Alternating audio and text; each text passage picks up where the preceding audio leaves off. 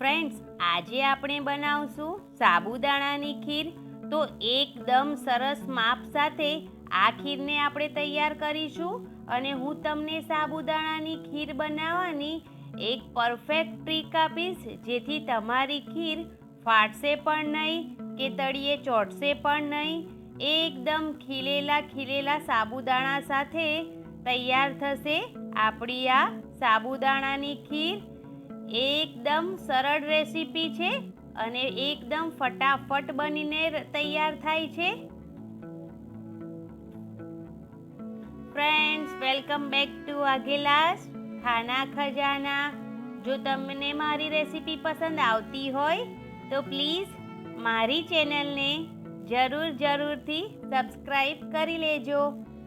તો મેં અહીંયા એક વાટકી સાબુદાણાને 3 થી 4 કલાક જેટલા પલાળીને રાખ્યા હતા. 3 થી 4 કલાક પછી મેં તેનું પાણી કાઢી તેને કોરા કરી લીધા છે અને એકદમ સરસ સાબુદાણા ફૂલી ગયા છે અને છૂટા પણ થઈ ગયા છે. તો હવે એક કડાઈને ગરમ કરવા મૂકીશું અને તેની અંદર 1 ચમચી જેટલું ઘી નાખીશું. ઘી થોડું ગરમ થાય એટલે સાબુદાણા નાખી દઈશું. આપણે આ સાબુદાણાને 2-3 મિનિટ માટે ઘી સાથે જ સાતળવાના છે. થોડા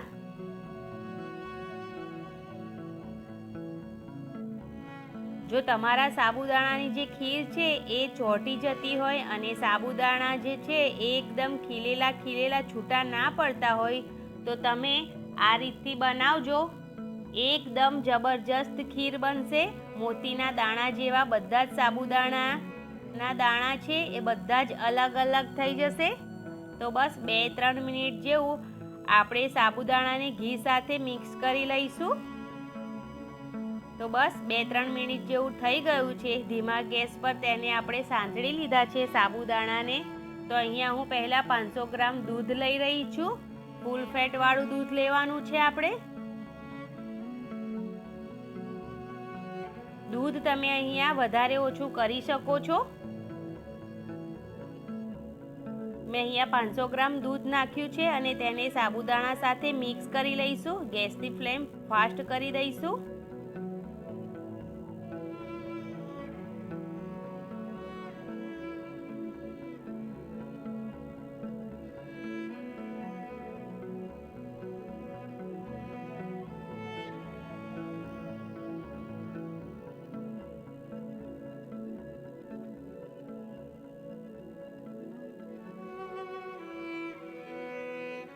તો અહીંયા હું બીજું 250 ગ્રામ જેટલું દૂધ નાખી રહી છું. એટલે કુલ મેં અહીંયા 750 ગ્રામ જેટલું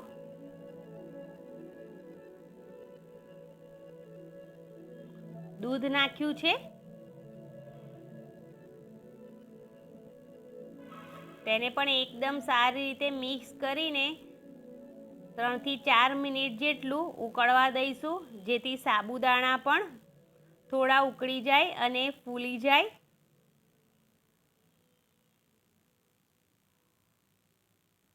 થોડી વારે તેની અંદર હલાવતા રહેવું, જેથી સાબુદાણા તળિયે ચોંટે નહીં.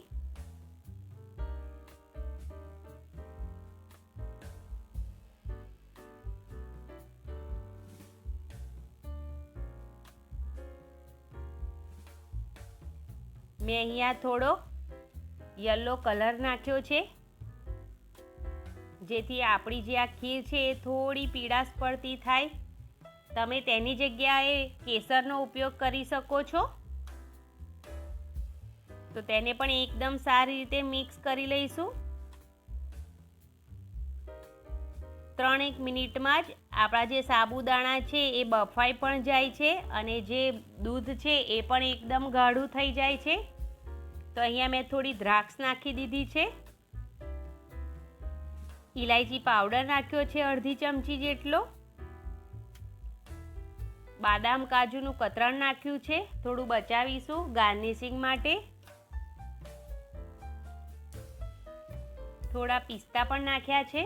ડ્રાય ફ્રૂટ તમે તમારી મરજી મુજબ લઈ શકો છો. હવે તેને પણ એકદમ સારી રીતે મિક્સ કરી લઈશું.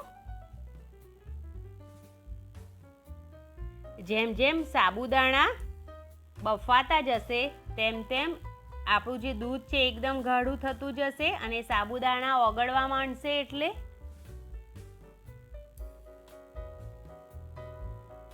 તો હવે એક બાઉલ ભરીને મેં અહીંયા ખાંડ નાખી દીધી છે. ખાંડ તમે તમારા પસંદ પ્રમાણે વધારે કે ઓછી કરી શકો છો, પણ જો તમે આ પરફેક્ટ માપ સાથે બનાવતા હોય તો એક જે બાઉલ ભરીને તમે ખાંડ નાખશો તો એ કમ્પ્લેટ ગળપણ આપી દેશે. ના વધારે ગળી બનશે કે ના વધારે મોડી બનશે, એકદમ પરફેક્ટ બનશે ખીર. તો ખાંડ ઓગળે નહીં ત્યાં સુધી આપણે તેને હલાવતા રહીશું.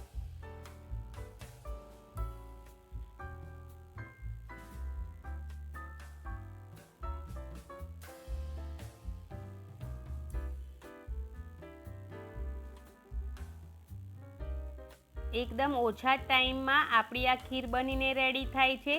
5 થી 6 મિનિટમાં આ ખીર બની જાય છે, વધારે ટાઈમ નથી લાગતો.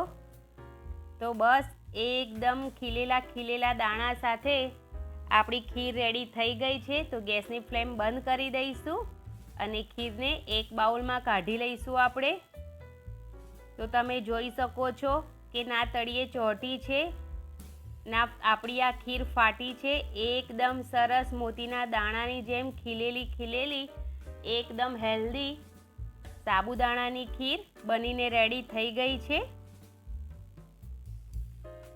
ખૂબ જ ઇઝી રેસીપી છે અને આનો ટેસ્ટ ખૂબ જ સરસ આવે છે. નાનાથી લઈ મોટા સુધી બધાને પસંદ આવે છે અને તમે આને ઉપવાસમાં પણ બનાવી શકો છો અથવા તો એમ પણ બનાવીને ખાઈ શકો છો. તો તમને જો મારી આ સાબુદાણા ખીરની રેસીપી પસંદ આવી હોય તો પ્લીઝ મારી ચેનલને જરૂરથી સબસ્ક્રાઈબ કરજો અને કોમેન્ટ જરૂરથી કરજો. તમે વિડીયો તો જુઓ છો પણ લાઈક નથી કરતા, તો પ્લીઝ લાઈક જરૂરથી કરજો અને શેર પણ કરજો. થેન્ક